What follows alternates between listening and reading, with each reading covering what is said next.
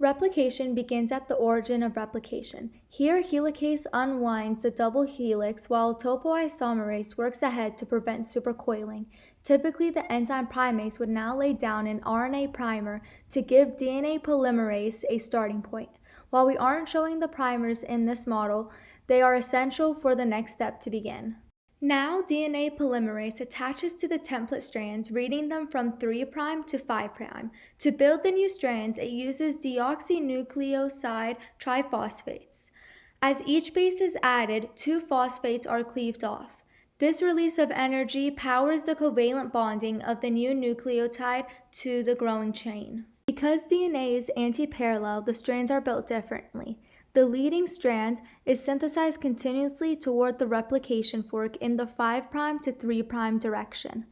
The lagging strand is synthesized in segments called the Okazaki fragments, moving away from the fork. To finalize the lagging strand, DNA polymerase steps in to replace any remaining gap areas with DNA nucleotides. Finally, DNA ligase arrives to seal the sugar phosphate backbone, creating a continuous strand, and we now have 2 identical semi-conservative DNA molecules.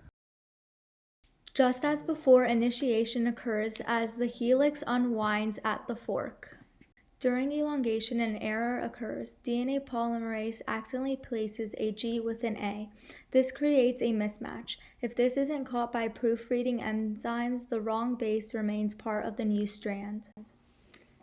DNA polymerase continues down the strand and the DNA ligase follows behind to seal the backbone.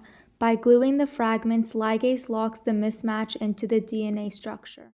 When this DNA replicates again, the wrong G acts as the new template. Polymerase pairs it with a C, turning a temporary mismatch into a permanent inherited mutation. The error is caught before replication, the repair begins. First, glycosylase removes the incorrect G base, then endonuclease steps in to cut the DNA backbone at the empty site. With the backbone open, DNA polymerase uses the original A as a template to fill the gap with the correct matching base AT. Finally, ligase seals the backbone, the gene is restored, and the mutation is prevented.